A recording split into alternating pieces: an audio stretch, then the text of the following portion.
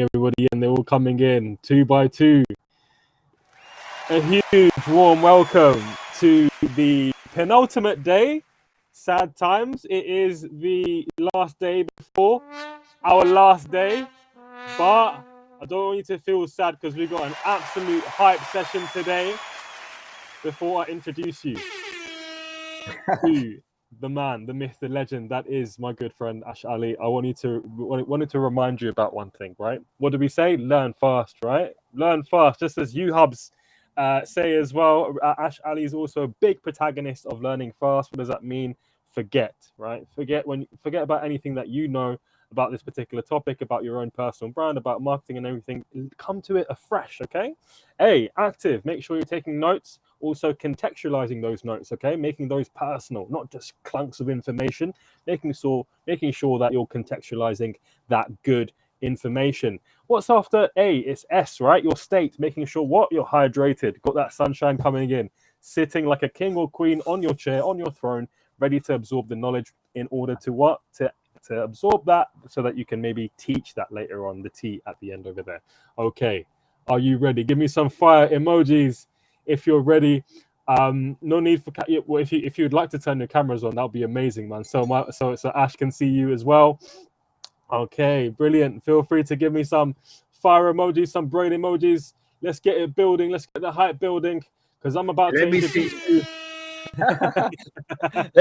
Let me see the king and queens. Put your cameras on so I can see you guys. Yeah. There we go, man. There we go. Let's see them. Okay. Hey guys. All right, nice one, man. Nice one. Brilliant. Oh, look at that. MashaAllah ta'ala. Okay, brilliant. All right, let's just give it. I'm about to introduce you to somebody that cannot be boxed. I'm talking about the founder, the serial entrepreneur. Let's just get a bit of hype going, man. Let me see some fire emojis. Yeah, brilliant. Okay, about to introduce you. Wait, while you're coming in, a serial entrepreneur, angel investor, co-author of the best-selling business book, The Unfair Advantage, with a wealth of experience in launching and scaling businesses. He's here to guide you in how to leverage your individual strengths, your unfair advantages in order to stand out in the competitive space that is startups, as you know, and you're here for one reason. That is the main man, the man himself, Ash Ali. I'm going to hand it over to you, my dear brother, and take it away. Thank you so much, Mo, for that introduction, and thank you for all the emoji cons and the sounds. I feel like I'm on big stage here right now. I'm with a DJ in the background helping out. So, hey, look, it's a pleasure to be here. You know, I've been an entrepreneur for over 20 years now, and I've really enjoyed the process. I've learned a whole huge amount of things in entrepreneurship, starting companies, failing companies, being successful in some. So today, what we're going to do. So I'm going to give you a quick overview of my background. I'm going to talk a little bit about the book and what it means for you in your startup and some examples. And then at the end, I will open up to some Q&A where I can contextualize your questions. I know you got pitch day coming up soon, so hopefully I can give you some tips and advice around that if you have any questions around that, and I wish you the best with that. And we're going to keep it nice and easy and flowy. Any questions that you have, please do write them down, and I can pick them up at the end of the session. And I'm going to flow through it. If you haven't had a chance to read the book yet, I think, Mo, we've agreed to give some books away as some signed books away. So feel free to reach out to Mo afterwards. I'm sure he'll organize how that's going to happen. And I look forward to you reading it and giving me some feedback and when you've got a chance. So look, let's jump straight into the presentation. You can see this, right? You can all see it. Brilliant. Yeah, amazing stuff. Brilliant. Look, this is the book. That's me and my co-author, Hassan. We wrote this book called The Unfair Advantage. But look, let me tell you a little bit about myself first, right? So this is me back in Birmingham in 1999. And my parents said to me, son, there's only 4 things you can be. And I was like, oh, what are those? They're like, either you're an engineer, lawyer, doctor, or a failure. And I was like, well, I'm the failure. I'm not none of those 3 things that you mentioned, right? So this is me back when I was 19 years old, building websites back in 1999. You don't remember these days because you're too young, but this was the days where you had to plug in your modem and actually get the internet to work. My messy desk over there. So this is where I started to learn about building websites in my parents' attic. I'd failed my A-levels at this time, I had no hope really. I didn't know what to do with my life, where I'm going, but I had this internet that had just come out, and I was like, you know what? I'm going to learn to build something. So a friend of mine owned some shoe businesses in Birmingham, and he was like, I want to do this internet thing and sell shoes on the internet. So I built a first website back in 1999. There was no Shopify, no eBay. Google wasn't even existing at the time. Built a website selling shoes on the internet, and it did phenomenally well. And I was 19 years old, and I won an award for it, and I got invited to come to London. And I picked up my rucksack and all my belongings in my rucksack, and I moved to London and started working in London. And then I eventually became the first marketing director of Just Eat. So has everyone heard of Just Eat? Emojicons, please. Yeah, give me some Who's thumbs heard up. of Just Eat? Did somebody say just eat? Yeah. I was the first marketing director back in 2006. That was a senior team there. What a phenomenal journey it was. I got to meet some amazing people. Does anyone know who that is? Put him in the chat. Do you know who that is? Feel free to unmute if you like. In the chat. Anybody? Is that Elon Musk? Yo, yes, that is the famous Richard Branson. It is, man. But when I was at Just Eat, right, I was the first marketing director there. I raised £10.5 million, and I did the first TV campaign. And the first TV campaign I did was with X Factor. And then I did some really cool brand partnerships. I did a brand partnership with Virgin, and that's when I got to meet Richard Branson for the first time. And it was a really phenomenal experience for me because I've always read the books, learned about him, and I was like, oh, be great to meet him one day. And it happened because I did a partnership with Virgin. So that was a great experience there at Just Eat. I'll talk more about Just Eat, and you can ask me a lot more questions around Just Eat in the Q&A, yeah? And guess what happened when I was there? So I started this company. Everyone was like, you know what? Started working with this Just Eat. They were like, who's going to order takeaway on the internet? That's a crazy idea, Ash. No one's going to work on order takeaway on the internet. Well, guess what? In 2014, Just Eat IPO'd on the stock market. So it went public on the stock market. And when something goes public on the stock market, all the existing people who have shares in the business benefit hugely from it. All the investors, all the employees, and so on. And I was one of those people. And it went on the stock market for $2.44 billion, right? So in the UK, it was $1.5 billion. It was the first tech IPO in the UK that went for over $1 billion. It was a crazy experience. I went from one side of the table having nothing to the other side of the table having access to all these new things and finances. And I was like, wow, this is crazy. So a crazy experience for me, but a wonderful one where we built something from ground zero and took it to an IPO, which is what most startups want to do. So that's great for me. But look, since then, I've founded many other companies. I did a company called Fair Exchange, an online marketplace for taxis. I built a startup in Dubai, an on-demand laundry app, which I exited in 2018. And now, more recently, I'm the founder of ViewHubs with Matt. It's an AI platform for salespeople to help salespeople upskill themselves. And I've recently raised $1.2 million in this business. And inshallah, we've got a lot more plans in the future for this one as well. So that's pretty cool. And of course, the book, right? That's me and Hassan with the book in the Waterstones. I think it was W.H. Smith, actually, W.H. Smith. And you know what? When I was growing up, right, I had so many challenges. And one of those challenges was that I wasn't very academic, right? I passed all my GCSEs, failed my A-levels, but I failed GCSE English. And everyone said to me, Ash, you're not very good at writing and stuff. And here I am showing you an award-winning, best-selling book that went on to win multiple awards. We've spoken at multiple places. It was Business Book of the Month, became Business Book of the Year. It's been crazy. The journey's been crazy. And it's all because I wanted to share my insights around what I learned about growing up in startups and a new way of looking at how you build a startup, right? So, look, startups are very difficult. They're not easy to do. The expectation is that you're going to start making the dollars really quickly. The reality is you need investors, you need people, you need the right idea. So many things which are playing when it comes to doing a startup. It's not just all money straight away. And success mainly starts off with you as founders, the people behind the startup. So the book is focused around your unfair advantages as you as an individual. Yeah. It's not about working harder. You know, we have this thing in the society that says you just have to work hard, just work hard.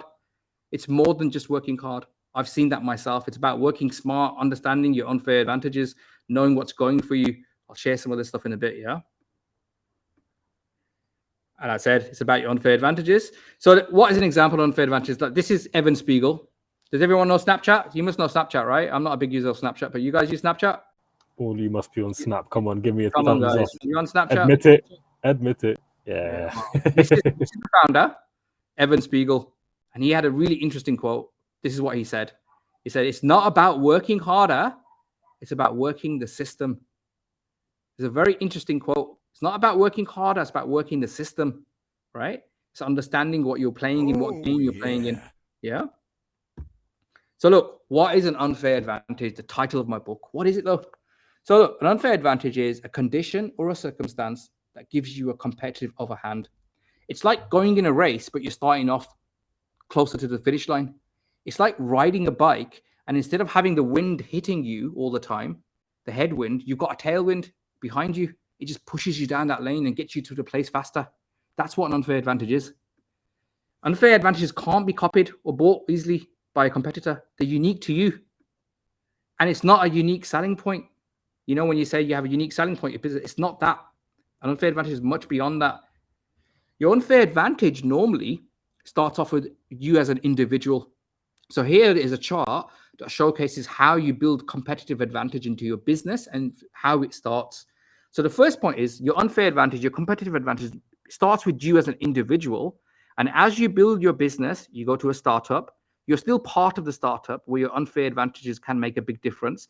Then you become a small, medium enterprise, an SME, and then you become a corporate. Your unfair advantage moves from your individual person to from yourself and moves to become more a competitive advantage, which we call a moat in the business world. What stops other people from copying you because they can't copy you because you're so far ahead? You created a competitive moat. Yeah. So we're saying an unfair advantage is very important in the early days because that's your competitive moat. You've got nothing else to show yet, just yourself. Your unfair advantages are not just your strengths, by the way. They're also your circumstances. Most people think they're just strengths, but it's not. Circumstances matter.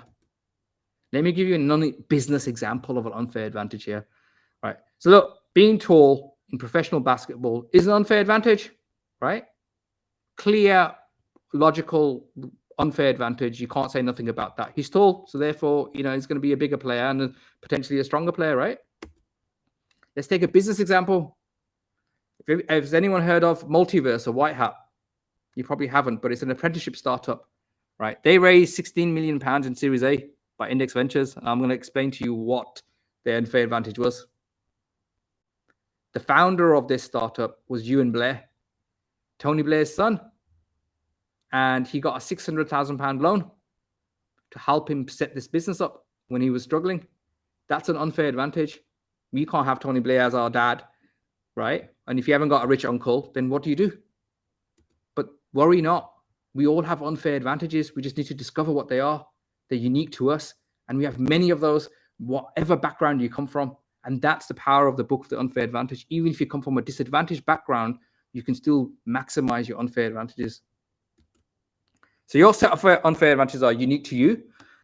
How do you find your unfair advantages? Well, in the book, I developed a thing called the Miles Framework. So the Miles Framework is a very simple framework that highlights 5 pillars. And underneath the 5 pillars sits what we call the mindset, which we believe is one of the most important foundations to understanding your unfair advantage. So we've got money, intelligence, insight, location and luck, education, expertise, and status. And I'll explain some of these columns, pillars in some of the rest of the slides. But mindset, everything sits on mindset. You've got to have the right mindset when you're starting a company, you're an entrepreneur. You've got to have what we call a growth mindset. A growth mindset is one where when you have obstacles and issues, you try to jump over them and go around them. And a fixed mindset is, oh, I can't do this. The obstacle's in a way and there's no way about it. And that's what you call a fixed mindset. But in entrepreneurship and starting companies, you've got to have this aspect of a growth mindset. And it's really important because when you meet your other team members and when you start employing people and you start looking for a co-founder or someone to work with you in a business, you also need to make sure that they've got a growth mindset too, so that you can understand to go past and break down the obstacles and the brick walls and get over them. That's really important. and it's the foundation of all unfair advantages. Yeah. So we said mindset, and then mindset factors. What are they? What are the factors to the mindset? You got to have a good, strong vision for what you're doing. You got to have resourcefulness. You got to be a lifelong learner. You got to keep learning. You finish school, college, university. The learning doesn't stop there. The learning actually accelerates, and you should become what we call a lifelong learner. That's what I became. I didn't go to university or college. I dropped out, but I was still a lifelong learner. I read constantly. I have multiple books that I'm reading. I'm doing multiple white papers. I'm reading lots of stuff online, all about business. I'm always about learning new things, and I'm always going on courses, always upskilling myself and so on. Grit and perseverance, really fundamental factors of mindset. Most companies, most founders stop just before the finish line. And the biggest factor is because they just don't have enough grit and the perseverance, right? And if you come from a disadvantaged background and a background that has had lots of adversity, hopefully you'll have a lot more grit and perseverance. It's actually a great factor for you to have grit and perseverance in those situations. So you're putting yourself in a good position. If life is too easy, you're not going to understand what grit and perseverance is like. And as you get older, when you get to my age, you start to see that actually there's a lot of these cases where entrepreneurs and people that we meet, it's the grit and the perseverance that got them to the end. Just before the finish line, most people stop and go, I can't do this anymore. But it's just 2 more steps. They got to see the light at the end of the tunnel. And you got to have this as one of your core mindset factors. So we talked about money. This is an unfair advantage for Ewan Blair. He had access to his dad to give him money. But look, if you don't have money, like when I grew up, right, I had no money growing up. Now when I do startups, right, the reason I didn't, the thing with the unfair advantage is a double-sided coin. Just because money is important doesn't mean that if you don't have it, it's not going to be, it's going to be more difficult for you. One of the things for me was, because I had lack of money, I became more resourceful and creative. Everything I do now is much more optimized. I can do much more with less money. That's actually a great entrepreneurial trait. I didn't even realize that being resourceful and doing things in a resourceful way and in a creative way will allow me to bring my creativity to the forefront. Just because I never had any money. As soon as you get money, things change. Just Eat raised 10.5 million pounds. I spent £1 million on X Factor ads. There's no creativity in that. It's just I was to do the ads. But before that, I was doing all this performance marketing, creative stuff. I was getting my juices going. I was getting my entrepreneurial ability. And when you do that, when you're starting a company, in the early stages, it's really important because you haven't got much money, right? So you have to be more creative and resourceful. Intelligence and insight. Does anyone know who those 2 guys at the top are? Anyone? Any guesses? Any guesses? No? So these guys are called the Collison brothers. They're the founder of a company called Stripe. Has anyone heard Stripe? Anyone? Think about when last time you shopped online? Yeah, Burhan has. Yeah, so Stripe is the payment platform, right? So these guys had a simple idea that 7 lines of code can actually take your payment online, and they changed the whole way in which payments were taken. PayPal existed at this time, but they came out and said, we're only going to have 7 lines of line, you embed it into any website, mobile site, and you can take payments. They had a clear insight and a lot of intelligence. They were very smart as well. Location Luck, everyone knows who this is, right? Yeah, so this is Mark Zuckerberg, founder of Facebook. When he started Facebook, he started it in his campus, and it was only for colleges, and he was in the right place at the right time to start that. And that's where he initially started. It wasn't for everyone, but because of his location, it really helped him develop the idea out and go out from campus, university, college to college, rather than go out mass. And there was a lot of other factors in why he had some luck around that as well. Anyone know who these guys are? You probably use it every day. Their website, it's Google. This is Larry and Sergey, the founders of Google. And they came up with the idea of Google under its one premise. And I put them on the education and expertise because these were their PhD students, right? And they had this one idea that when the science white papers come out, there's this thing called citations. And citations are where you citate another white paper or another medical research paper and link to it. They realized that linking back to other pieces of information made that first piece of information much more valuable. And that was the first algorithm that they built. This backlinks to a website are really important. And that was due to the citation model of how Google was started. And they started this in universities during their PhD research. So they had a lot of education expertise in this area. And that's how they got started with Google. And finally, you got status. Right. So everyone knows who this is, right?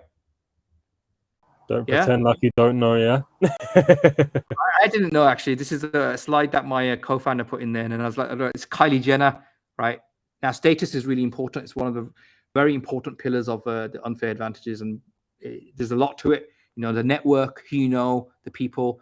She's part of the Kardashian family, and she was on TV, and she was able to become America's first woman billionaire under the age of 30 or something, right? Or at 21 at this case. You know, how does this happen? This happened because she had many unfair advantages in the status column when she built her businesses. But look, coming back to reality for us, right?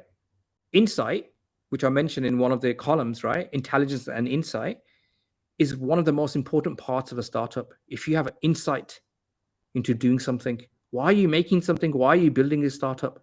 What's the insight behind it? So this is Paul Graham.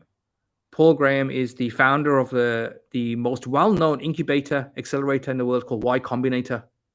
And he says, what we look for in ideas is not the type of idea, but the level of insight you have about it.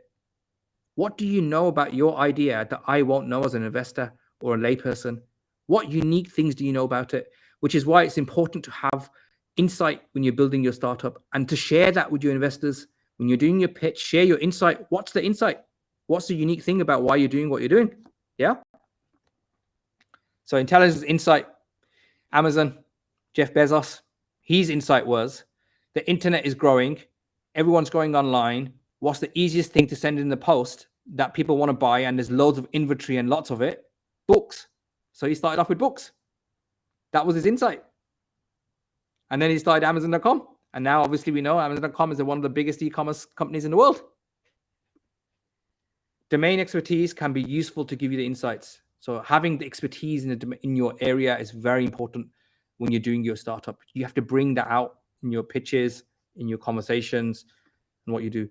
And if you don't know something, don't start with who you know, not what you know. Find the other people who know what you need to know. I'll give you an example. If I was going to start a health tech startup in a diabetic startups, I'll be like, okay, who do I know who's an endo, who's a diabetic, who's a diabetes nurse or a specialist doctor in this? Because that person's going to know all these things. So I'm looking in my network and thinking about who knows this, not what, right?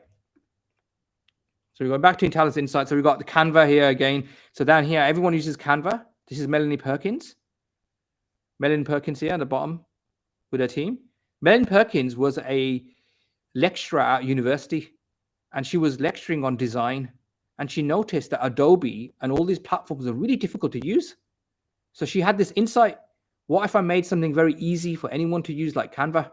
And she started Canva. And now it's a multi-billion-pound company. That was her insight. It's too complicated, Adobe.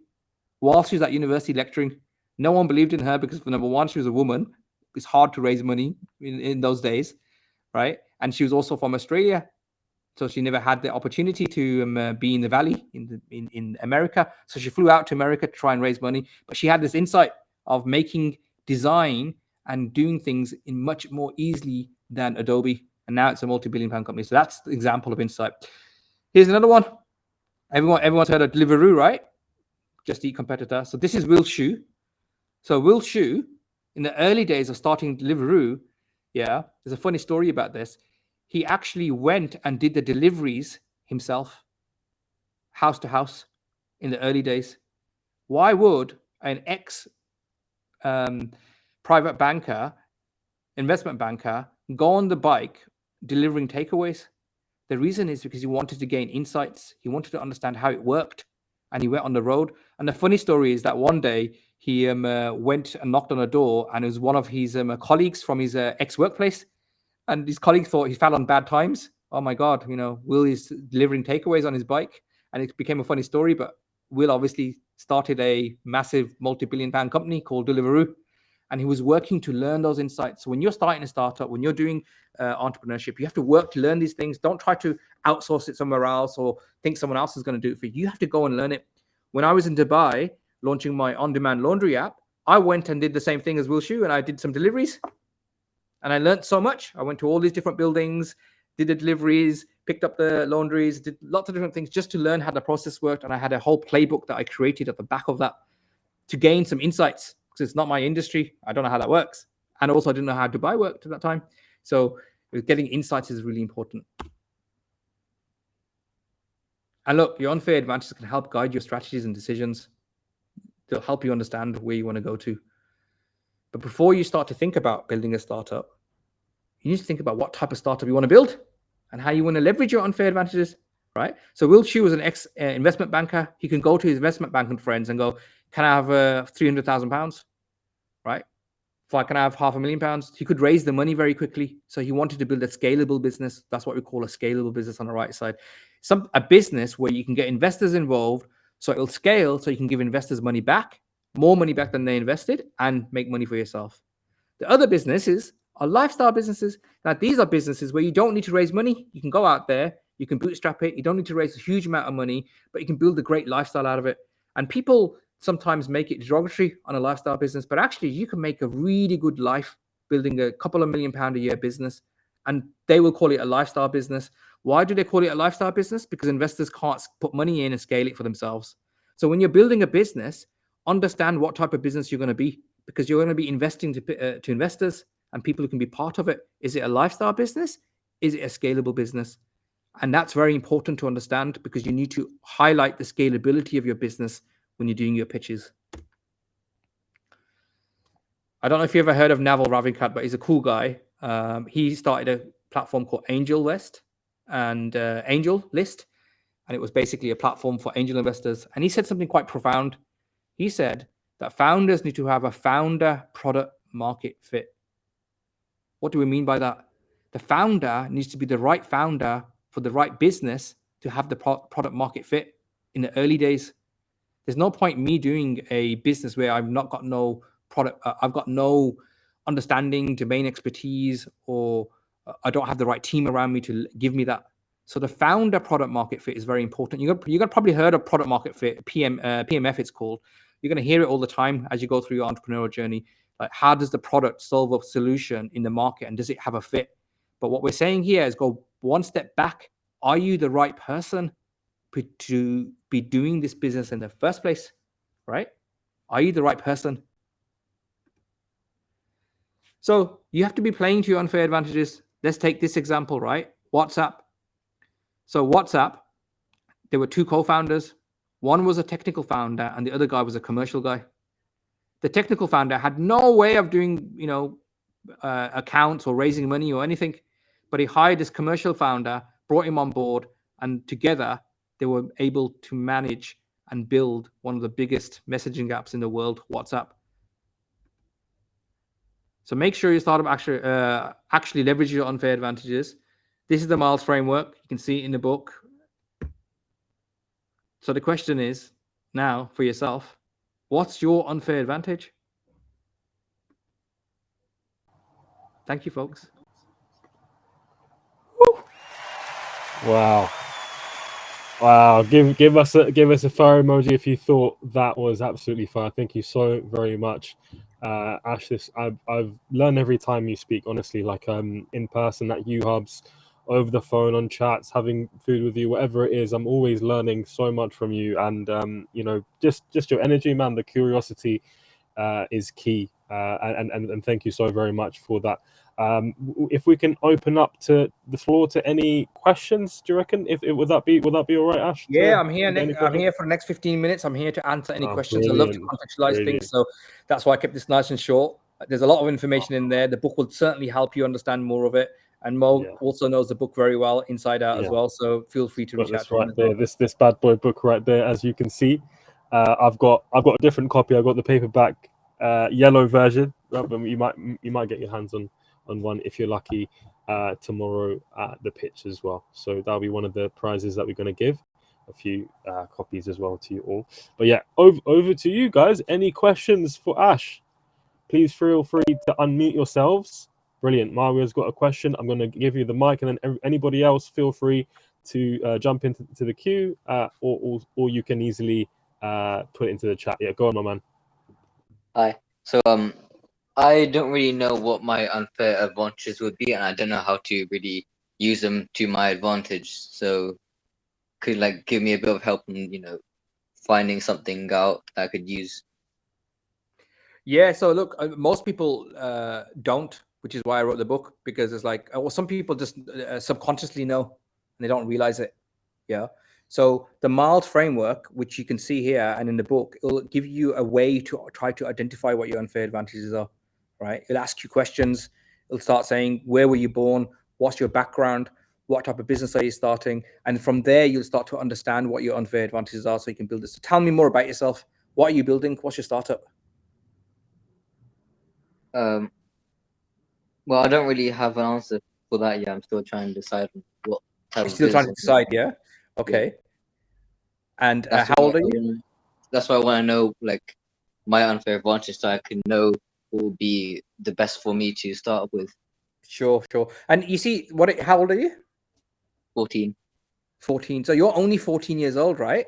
So what happens is that your unfair advantages develop over time and they compound, right? So I'll give you an example. I lived in Birmingham, right?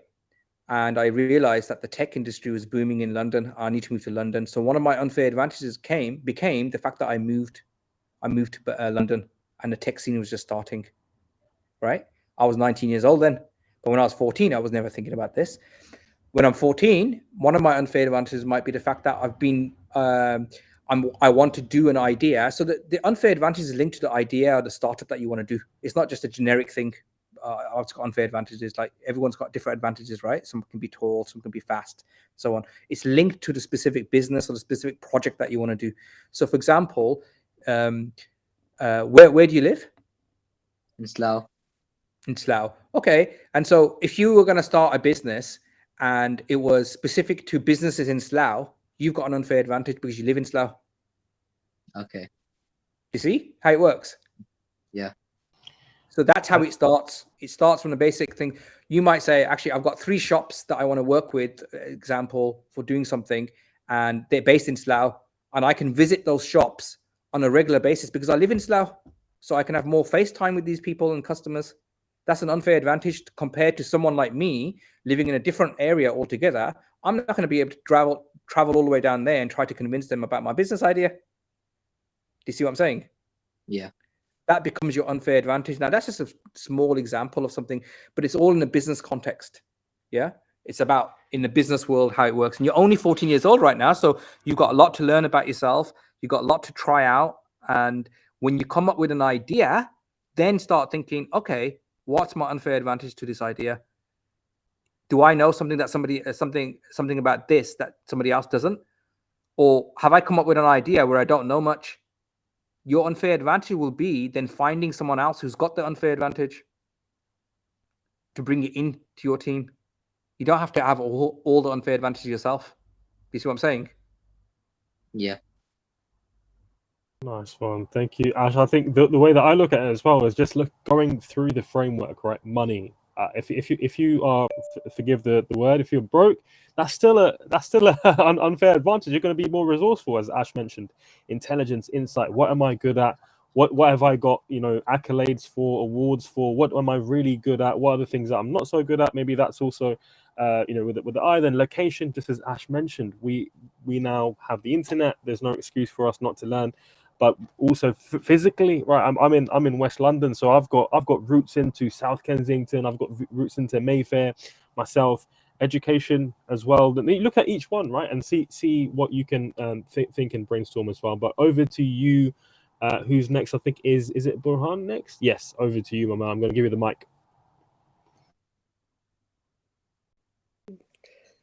Yeah, so my question was, how does your platform UHubs work? Because I'm kind of interested in using it. At the moment, I'm doing a sales apprenticeship, but I don't feel like I'm getting much sales out of it or like learning much of the skills. Okay. Well, who was speaking? What was your name? Sorry. Burhan, Bahram. Nice to meet you. How old are you, Bahram? 19, 19. Okay. Where's your sales apprenticeship? IBM. IBM. Okay. Cool. And are you learning B2B sales or B2C, or what's type of sales are you Yeah, doing? it's B2B. B2B sales. Yeah. So look, UHubs is a platform for sales Oh. teams. Yeah. Sorry, my Siri activated. One sec. Okay, so UHubs is a platform for sales teams. So if you're interested in learning how you can coach yourself and learn more about selling better in a better way, feel free to give me your sales manager's email address, and we can reach out to him and we can give you access to the platform. And then you can learn more Okay. about how you can become a better salesperson. I do a lot of work with apprenticeships. I actually have a startup which I'm working on around apprenticeships, and we're doing a lot of stuff around that. So please email me afterwards. I want to get you in touch with an apprentice network. And also, if you give me your sales manager's email, I will give them access to the platform, which then you can see how it works and how it can work for you. Because it has to start off with a sales manager first. But in terms of just learning about sales, there's loads of stuff on YouTube, loads of stuff on our platform where you can just access videos and learn about B2B sales, right? The key thing with sales is you need a mentorship, good mentorship. And that's what we provide on our platform. We have all these experts and mentors, but they're normally for companies and sales teams. It's not for an individual who can just join by themselves, if that makes sense, yeah? Yeah. Thank you. Brilliant. I've just put in, if that's okay with you, Ash, I'll put in your email into the chat, if that's okay. Just for everyone. Yeah. And LinkedIn is probably a best way. So if you put my LinkedIn, Okay. please connect with me on LinkedIn, and I can, go from there. Just message me on that as well. I get a ton of emails. Perfect. Yeah, LinkedIn, feel free to just, number one at the top, Ash Ali. But yeah, any other questions, any other curiosities, any other things that have fired and wired in your mind as we're going through the unfair advantage, let us know as well. Any other Who's thoughts? pitching tomorrow then, guys? Who's pitching? Well, tell me about the pitches, Mo. How's that working? So we've got a few people here that have volunteered. I think Burhan is, and a few others that are not on Arfan as well. Alia, I believe, maybe. Peter, my man, if you want to, more than happy for you to pitch as well. But we're kind of finalizing the pitches as well. They're gonna, So we've got about probably, maybe keeping it as lean as possible. A 3-minute. Yeah. Look, I'll give you some tips on pitching. I've done thousands of pitches. I've listened to thousands of pitches, right? When you do your pitch, you have to answer some critical questions throughout your pitch. Don't just think it's about showing your product and showing some nice slides and stuff. There's a few critical questions which people are thinking about in the crowd, and sometimes they just don't want to put their hand up and ask it because they think, oh yeah, forget this, and they move on, right? The first thing is, why is your business idea the right idea for now? Why now? Why are you making this now? Why you want to start this thing now, this project now? You got to answer that question in your pitch, right? That's the first thing that people say. So why now though? Has something changed? Has something happened? Or there's a reason for why you want to do this, right? And the second thing is, why us, the team? Why are you the right people to make this idea happen? The amount of times I get people coming to me saying, Ash, let's open a new restaurant. I love to open a new restaurant, but I'm not the right person to do it. I know the perfect place to open a new restaurant. I know the perfect cuisine. I know exactly what I want to open. But why now? I know the reasons. But why me? Nah, not for me. So I pick my right battles, right? I'm not an investable person in there. I could then partner with somebody else who could do it. That's a different story, right? I could be the investor and partner with them. But I'm not the right person by itself to do that idea. So I haven't answered that question in my pitch. If I turn up and say, hey, I'm a tech guy and an author and I want to open a restaurant, they'd be like, what? Okay. But if I say, hey, I'm partnered with a restaurateur who's built a franchise business already of restaurants, and I've also got a chef who's already working here, and we're going to be building this startup, and I'm investing in this new restaurant. I'm going to invest in it, and I know we know the right location because of this property deal that we've done. I've already explained a lot of things that are putting me into a good odds in my favor for why you should do business with me. When you're pitching your startup, you're pitching it for money. when you're selling your startup idea, you have to understand that when you're pitching, you're not selling to a customer, you're selling to an investor. It's important to understand the difference. If you're selling to a customer, if I was selling my restaurant to a customer, it'd be very different. Look at the menus we got, look at location, we do all takeaway delivery, be different sales. But I don't want to talk about that too much for the investors. So I want to say these are some of the features. It's obvious. So you have to understand when you're pitching who the audience is. Yeah. Why me? Why us? Why now? Who's the audience? You get those three things right in your pitch, you're going to answer most of the questions that people have in their head about your idea. Yeah. Who's the audience? The audience is the people listening, right, to your pitch. Right. So who's it going to be on wherever you pitch your business, right? If you're pitching a business to investors, pitching a business to customers, pitching a business to accelerator, pitching a business for feedback, you have to think when you're pitching a business for feedback, it's going to be an investor feedback, not a customer feedback, right? If you're pitching it as an idea for a customer, that's slightly different.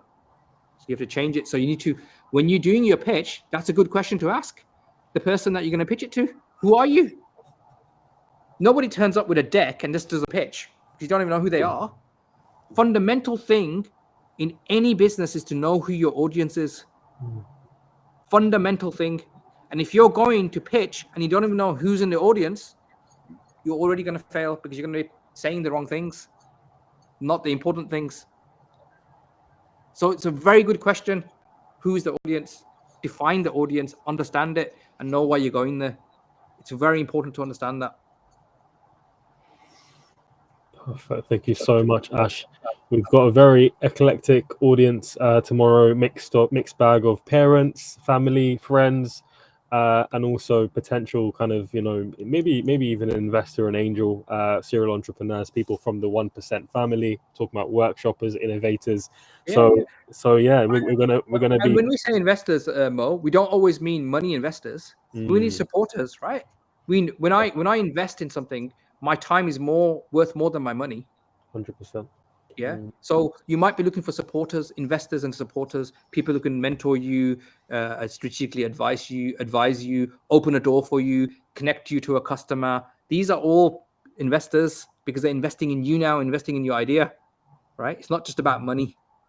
So that's what you have to understand. So you're going to be doing this to your family and friends. Are you serious about this startup idea? Do you want to build it into something that is interesting? Do you want to get some feedback from people and understand more about it? There's lots of reasons why you'd want to do it. This is something that you're doing for the first time, and it's going to be very nerve-wracking. But my other advice about this is because I've now thought, because I do a lot of talks to a lot of experienced founders, so maybe I'm talking a bit too much on that side. On the more basic side of pitching, remember to have very simple slides and speak clearly and confidently. That's the eloquence is very important. Don't rush yourself. Speak clearly and confidently, and don't overtalk, and be precise and concise. That's really important when you're doing your pitch, because we get nervous and we start talking really fast and going, oh my God, or we get excited.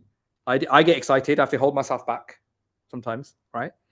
But be very clear, concise, and easy for them to understand.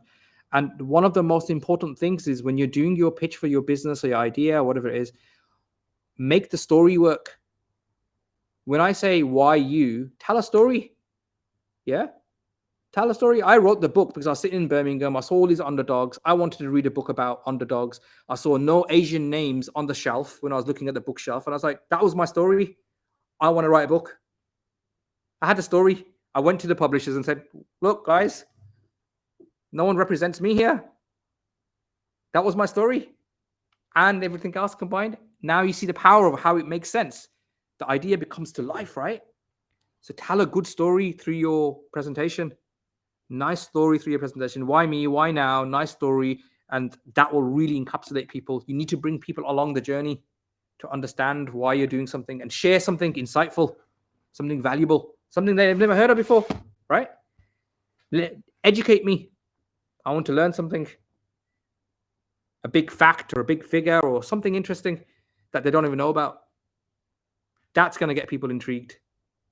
Yeah? Well, thank you so much, Ash. That was incredible. I think the one thing that some of you are struggling with is to keep it within 3 minutes. And I think Ash has given you the exact blueprint and roadmap in terms of how to do that. People connect with people. So talk about yourself, talk about why you're passionate about this. Why is this a problem for you? Why do you have the unfair advantage of the skill sets in order to meet this challenge? Not only meet this, but beat this challenge and be the person for this. So absolutely love it. Thank you so much. And I'm, you know what, I'm not going to leave you guys hanging. Those who are saying that, you know, you've got your pitch is coming up to 6 or 7 minutes. Don't worry, we're going to condense it down. We're going to give it, you know, be clear. You don't have to give us a whole spiel, a whole kind of narrative about, you know, why, about the market, about this and that. Keep it very simple. 3 minutes. Give us a little introduction. You don't have to go into too much detail, isn't it, Ash? Yeah, you know, it's actually. I mean, I did a TED talk a few years back, right? And it was one of the hardest talks I did because it was 15 minutes. I had maximum 15 minutes to do it, and I'm normally used to speaking for hours on end and half an hour, 20 minutes. I do mainly my keynotes are 20 minutes, half an hour, sometimes 45 minutes, never more than an hour. But to do something in 15 minutes is harder, right? But you know what they say, what Einstein said? Yeah, simplicity is genius. The genius in your pitching, if you can get it down to 3 minutes, that's genius.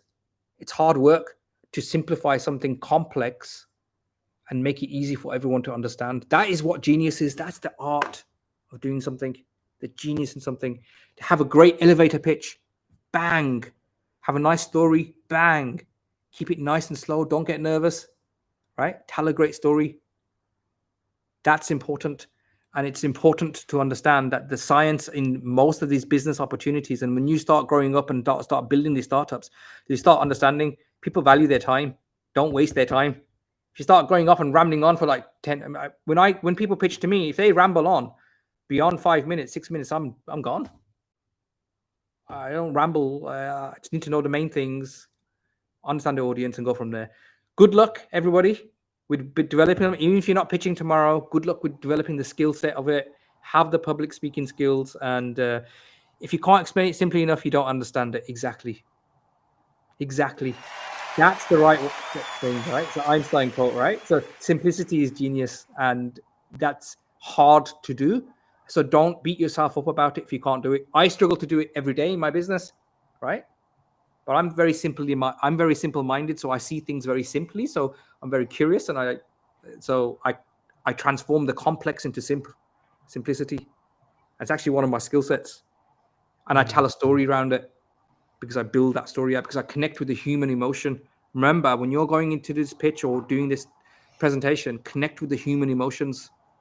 Don't deny the human emotions. It's not about facts and figures. Human emotion makes a big difference. Yeah.